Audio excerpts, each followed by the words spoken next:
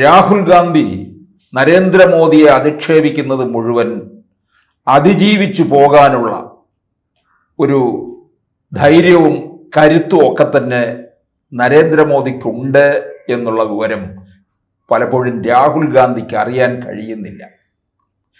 ഏത് വിവാദങ്ങളെ പോലും അതിജീവിച്ചു പോകാൻ കരുത്തുള്ള ആളാണ് നരേന്ദ്രമോദി. ഗുജറാത്ത് കലാപത്തിന്റെ പേരിൽ നരേന്ദ്രമോദിയെ എത്രയോ കാലം വേട്ടയാടി. അമേരിക്കയിലേക്ക് വിസ പോലും അനുവദിക്കാതിരുന്ന ഒരു കാലം ഉണ്ടായിരുന്നല്ലോ. അതേ അമേരിക്ക തന്നെ പിൽക്കാലത്ത് നരേന്ദ്രമോദിയുടെ വരവിനു വേണ്ടി കാത്തുനിന്നു എന്നുള്ളതും ലോകം കണ്ടതാണ്. നരേന്ദ്രമോദി 75-ൽ റിട്ടയർ ചെയ്യുമോ? ഇതൊക്കെയാണ് ചിലർ ചോദിച്ചുകൊണ്ടിരുന്നത്. അരവിന്ദ് കെജ്രിവാൾ ഡൽഹി ജയിലിൽ നിന്ന് ഇറങ്ങിയതിന് ശേഷം ആദ്യത്തെ ചോദ്യം അതാണ്. ഒരു പാർട്ടിയുടെ ആഭ്യന്തര പ്രശ്നത്തിൽ എന്തിനാണ് മറ്റുള്ളവർ ഇടപെടുന്നത്? 75-ലോ 85-ലോ 90-ലോ അവർ റിട്ടയർ ചെയ്യും. അടൽ ബിഹാരി വാജ്പേയി പറഞ്ഞല്ലോ, റിട്ടയർമെന്റ് എന്ന് പറയുന്നത് ഒന്നില്ല, എനിക്ക് അങ്ങനെ ഒരു വിശ്രമം ഇല്ല എന്നാണ് പറഞ്ഞത്. ഇവിടെ ഇപ്പോ നോക്കുക, 75-നെയും അതിജീവിച്ചുകൊണ്ട് നരേന്ദ്രമോദി മുമ്പോട്ട് പോകും. ഇതിനിടയ്ക്ക് മോഹൻ ഭാഗവത് പറഞ്ഞ ഒരു കാര്യം വെച്ചുകൊണ്ട് അതിൽ പിടിച്ചുകൊണ്ടാണ് ചിലർ മുമ്പോട്ട് പോകാൻ ശ്രമിച്ചത്. അതായത് മോദി 75-ൽ അങ്ങ് ഇറങ്ങിക്കഴിഞ്ഞാൽ പിന്നെ BJP-യെ നയിക്കാൻ മറ്റൊരാളില്ല എന്നുള്ള തരത്തിലേക്ക് പ്രതിപക്ഷ കക്ഷികൾ വരികയും അങ്ങനെ പ്രതിപക്ഷ കക്ഷികൾക്ക് മുന്നേറ്റം ഉണ്ടാക്കാൻ കഴിയുകയും ചെയ്യും എന്നുള്ള ഒരു മിഥ്യാധാരണയാണ് അവർക്കുണ്ടായത്. അതുകൊണ്ടാണ് അവർ ആ 75-ൽ പിടിച്ചു നിന്നത്. പക്ഷെ മോദി അതിനെയും അതിജീവിച്ചു എന്നുള്ളത് മനസ്സിലാക്കണം.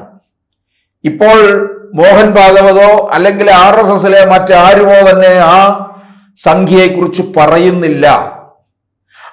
അടുത്ത തെരഞ്ഞെടുപ്പിലും 2029-ലെ തെരഞ്ഞെടുപ്പിലും നരേന്ദ്രമോദിയെ മുന്നിൽ നിർത്തിക്കൊണ്ട് തന്നെയായിരിക്കും BJP തെരഞ്ഞെടുപ്പിന് അഭിമുഖീകരിക്കുക. അത് വളരെ വ്യക്തമായിട്ടുള്ള കാര്യം തന്നെയാണ്. ഇവിടെ അധികാരത്തിന് വേണ്ടി ഇങ്ങനെ ഏറെക്കാലം വളരെ അധ്വാനം നടത്തിയിട്ടും എങ്ങും എത്താതെ വന്നു കഴിയുമ്പോൾ അരിശം മൂക്കുക സ്വാഭാവികമാണ്. അങ്ങനെ അരിശം മൂത്ത് കുഞ്ചൻ നമ്പ്യാരുടെ കവിതയിൽ പറയുന്നത് പോലെ, അതുകൊണ്ട് അരിശം തീരാൻ യവന പുരയുടെ ചുറ്റും മണ്ടി നടന്നു എന്നുള്ള ഒരവസ്ഥയിലാണ് രാഹുൽ ഗാന്ധി. ഓരോ തെരഞ്ഞെടുപ്പ് കഴിയുന്തോറും തന്നെ കൊണ്ട് ഇതൊന്നും നയിക്കാൻ വയ്യ എന്നൊക്കെ പറഞ്ഞ് എല്ലാം ഇട്ടെറിഞ്ഞിട്ട് പോയിട്ടുള്ള ആളാണ് രാഹുൽ ഗാന്ധി. വിദേശങ്ങളിൽ പോയി ഇന്ത്യക്കെതിരെ പ്രവർത്തിക്കുന്നവരുമായിട്ട് കൂട്ടുചേർന്നുകൊണ്ട് രാജ്യത്തിനെതിരെ പ്രവർത്തിക്കാൻ ധൈര്യം കാണിക്കുന്ന ഒരാളാണ് രാഹുൽ ഗാന്ധി. ആ രാഹുൽ ഗാന്ധി പ്രധാനമന്ത്രി നരേന്ദ്രമോദിയെ വ്യക്തിപരമായിട്ടും അദ്ദേഹത്തിന്റെ അമ്മയെ വെച്ചുകൊണ്ട് അധിക്ഷേപിച്ചുമാണ് സംസാരിക്കുക. ഒരു തരം താണ സംസാര രീതി, സംസ്കാരമാണ് രാഹുൽ ഗാന്ധിയിൽ നിന്നുണ്ടായിരിക്കുന്നത്. ഒരിക്കലും ഒരു കാര്യം ഓർക്കണം, രാഹുൽ ഗാന്ധിക്ക് ഏത് സ്ഥാനമാണ് പാർലമെന്റിൽ ഉള്ളത് എന്നുള്ളത് രാഹുൽ ഗാന്ധിക്ക് അറിയില്ല. രാഹുൽ ഗാന്ധിയുടെ ചെവി കടിച്ചു പറിച്ച് തിന്നുന്ന കുറെ മലയാളികൾ ഉൾപ്പെടെയുള്ളവർ, കുറെ സിൽബന്ദികൾ കൂടെ ഉണ്ടല്ലോ. KC വേണുഗോപാൽ എന്ന് പറയുന്ന ഹൈക്കമാൻഡ്, മല്ലികാർജുൻ ഖാർഗെ എന്ന് പറയുന്ന സോണിയാഗാന്ധിയുടെ വീട്ടിലെ കുശിനിക്കാരനുണ്ടല്ലോ. എന്താണ് ഈ രാഹുൽ ഗാന്ധിക്ക് പറഞ്ഞു കൊടുക്കാത്തത്? രാഹുൽ ഗാന്ധി എവിടെയാണ് ഇരിക്കുന്നത്? ഇന്ത്യൻ പാർലമെന്റിലെ പ്രതിപക്ഷ നേതാവാണ്. ഒരു പ്രതിപക്ഷ നേതാവ് എന്ന് പറഞ്ഞാൽ രാജ്യത്തെ ഭരണകർത്താവായ പ്രധാനമന്ത്രിയുടെ സ്ഥാനത്തിനൊപ്പമുള്ള ഒരു സ്ഥാനമാണ് പ്രതിപക്ഷ നേതാവ് എന്ന് പറയുന്നത്. പ്രതിപക്ഷം എന്ന് മാത്രമേ ആകുന്നുള്ളൂ. എപ്പോഴും നല്ല ഭരണത്തിന്റെ ഉത്തരവാദി എന്ന് പറയുന്നത് പ്രതിപക്ഷ നേതാവിന്റെയും കൂടി പ്രതിപക്ഷത്തിന്റെ കഴിവ് കൂടിയാണ്. നല്ല പ്രതിപക്ഷം ഇല്ലെന്നുണ്ടെങ്കിൽ നല്ല ഭരണവും ഉണ്ടാകില്ല. രാഹുൽ ഗാന്ധിക്ക് രാഷ്ട്രീയവും ചരിത്രവും അറിയില്ല എന്ന് ശശി തരൂർ ഒരിക്കൽ പറഞ്ഞത് വളരെ ശരിയാണ്, അക്ഷരം പ്രതി ശരിയാണ്. രാഹുൽ ഗാന്ധിയെ ഇത്ര നന്നായി പഠിച്ചിട്ടുള്ള വേറൊരാളില്ല. അതും കോൺഗ്രസ് പാർട്ടിക്ക് അകത്ത് നിന്നുകൊണ്ട് ശശി തരൂർ അത് പറയുമ്പോൾ അദ്ദേഹത്തിന്റെ ധൈര്യം സമ്മതിക്കണം. മറ്റുള്ളവരെല്ലാം എന്താണ് ചെയ്യുന്നത്? രാഹുൽ ഗാന്ധിയുടെ മുഖത്ത് നോക്കി, പണ്ട് രാജസദസ്സിലെ കവികളുണ്ടല്ലോ, രാജാവിനെ നോക്കി എന്താ പറയുന്നത്? മന്നവേന്ദ്ര വിളങ്ങുന്നു ചന്ദ്രനെ പോലെ നിൻമുഖം.